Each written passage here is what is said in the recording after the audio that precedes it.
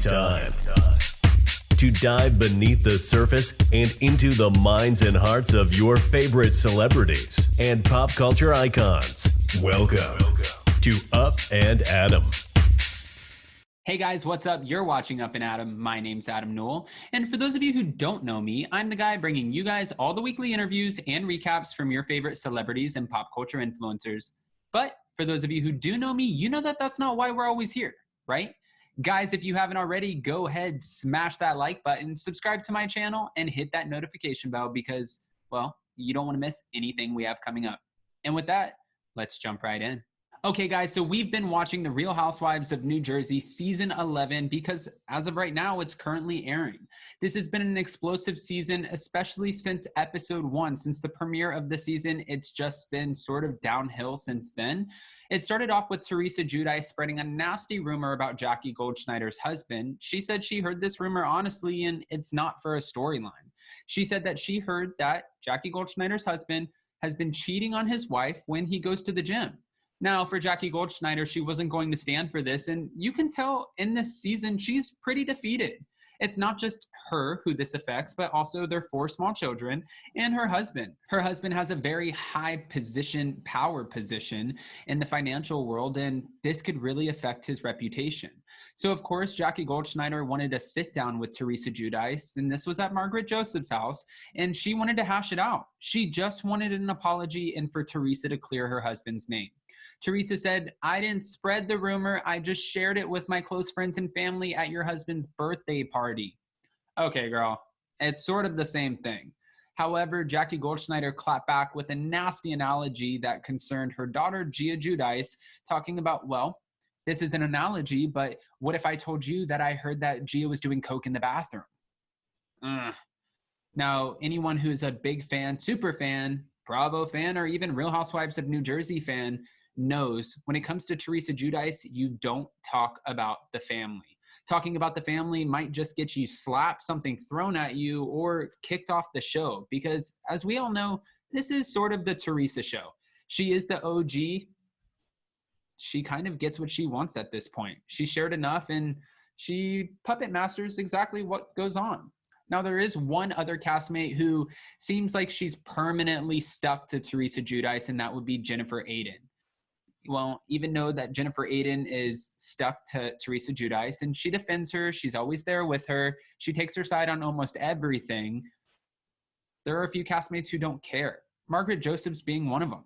Margaret Josephs came out and made a comment about Jennifer Aydin and her husband saying, well, I'm sorry that my husband's not my meal ticket like your husband is for you. She called her a concubine and said that her husband is the meal ticket for her whole family. She said that without her husband, Jennifer Aydin would have nothing. She uses her husband in order to support her family, her brothers, sister, mom, kids, whoever else, and it just is what it is. Well, of course, Jennifer Aydin does clap back in true Housewives fashion, well, technically true Jennifer Aydin fashion, and she said, "Excuse me, hold up, wait a minute, how the hell is my husband my meal ticket when I've given him 5 children. I've given him 5 children. I've raised these children. If I don't deserve everything that I get, then that's a crime." She feels like she's put out just as much as her husband has in the sense that she runs the home and takes care of everything behind the scenes. She's raising these 5 small children. I'm sure she has help. Of course, we've seen them on The Real Housewives of New Jersey. She has assistants and housekeepers and whoever else, but she's still a mom, a stay-at-home mom. And not just a stay-at-home mom anymore, she works on The Real Housewives of New Jersey, which is sort of like a full-time job. And when I say sort of a full-time job, I mean they have a full list of times that they have to appear for filming. They have appearances. They have gigs after they start filming. They have to appear on Watch What Happens Live. And it sounds super cotton candy and bougie, but it doesn't mean that it's not demanding of their time. And also, it doesn't mean that it doesn't take them away from their family. I do want to go ahead and point out something that Margaret Joseph said, even though she said it was out of her character to call Bill Aydin, Dr. Bill, Jennifer's husband, her meal ticket. She did say this: she's her family's meal ticket, and I guess that irritates her. You're projecting what you're going through in your life on me, but my husband's not my meal ticket like you are for your family. Ouch.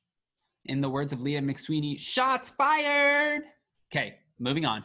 Back to the apology that Margaret Josephs gave on Watch What Happens Live. She said, I would never normally come out and say something like that, but there was a bomb thrown at me. She ended that with, I'm not happy that I said that to her. It caught me in a bad moment, and I shouldn't have gone that low. Jennifer Aydin, of course, is going to clap back because she's kind of a clapback queen, especially with Real Housewives of New Jersey. And she said, listen, I think that Margaret Josephs is so irritated with my drinking because it triggers something for her and her mom.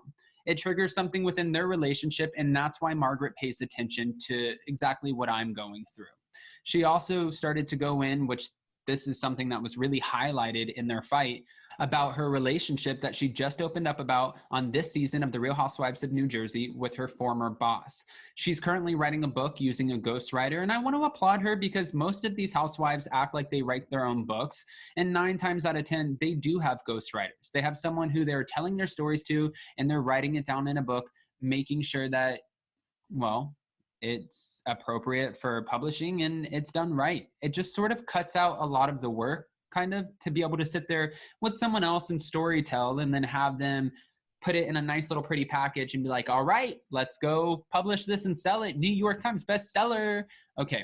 Well, she was talking about her relationship with her former boss and how things got a little inappropriate. She said that she ended up hooking up with her boss at the time when she was entering in the fashion world because that's something that she felt like she had to do. It was a completely inappropriate relationship, she said, and she said that there was a little bit of abuse that went with that. And that's something that you really want to walk a fine line with. You don't want to attack somebody or take away from somebody or their story, especially when it comes to any sort of abuse, no matter whether it's physical, mental, sexual, anything like that. You don't want to attack people for that. And that's something that Jennifer Aydin really wanted to highlight in this fight. She felt like, well, Margaret's going low, I'm going to go low, and they both did it vice versa. Of course, some of her other castmates were going to chime in on this, Jackie Goldschneider being one of them. We know that Jackie Goldschneider doesn't have the best relationship with Jennifer Aydin, but she said this: I think that Jennifer throwing Margaret's abuse out there when she was young, throwing that in Margaret's face was disgusting. A lot of people think that about your analogy too, though, Jackie. So you have to be careful what you throw out there. And Melissa Gorga chimed in too. We know Melissa Gorga has had a rocky relationship with Jennifer Aydin. Melissa said this: Jennifer doesn't think before she speaks. Margaret really suffered with this. And when you were actually abused in any which way, it would be crazy to think that that would be something that would be technically fair game to bring up.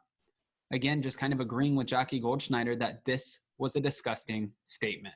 It was a low blow. Now, as for Jennifer Aydin, she's sort of cleaning up her mess, kind of letting us know and letting the fans know her statement about, well, her comments about Margaret Josephs, they were because she wasn't under the impression that there was any sort of abuse happening. She felt like it was 2 adults who had a consensual relationship, and she thought Margaret was just trying to climb the corporate ladder by hooking up with their boss. She didn't know that there was abuse there because she felt like she wasn't under that impression the first time this story was told. This is her statement. The way that she told it the first time, it wasn't told in the manner that made me think something inappropriate went down. Jennifer said, honestly, the old me would have been like, all right, what an easy breezy SLUT. That just makes me so uncomfortable. I can't say that word. I hate even spelling it. But this is what Jennifer Aydin said. She finished that off with, but the new me was like, okay, 2 consensual adults got together and they were attracted to each other and they had a relationship within the workplace, and it is what it is. Well, as per Margaret, that's not what it was, and I'm sure we'll hear more about that in her book. Moving forward, I want to know what you guys think. Do you guys think that Jennifer Aydin is in the wrong here, or is it Margaret Josephs? Honestly, I kind of feel like they're both in the wrong because they did these low blows. I think that they both know exactly what they're talking about, and I think that they like to get a reaction, especially when they're live tweeting during the episodes. They like to spark up the conversation, and it just adds more press to the show. So is this calculated? Do they know what they're doing, but at the expense of each other's families and reputations? I have my feelings. However, I'm not here to give you my feelings. I want to know your feelings. Guys, if you haven't already, go ahead, comment below your thoughts. Comment below what you're feeling about this. And most importantly, before you go, make sure you smash that like button, subscribe to my channel, and hit that notification bell because, well, you don't want to miss anything we have coming up. And with that, sorry I didn't shave. It's Saturday. Bye, guys. Have a great weekend. Thanks for watching Up and Adam.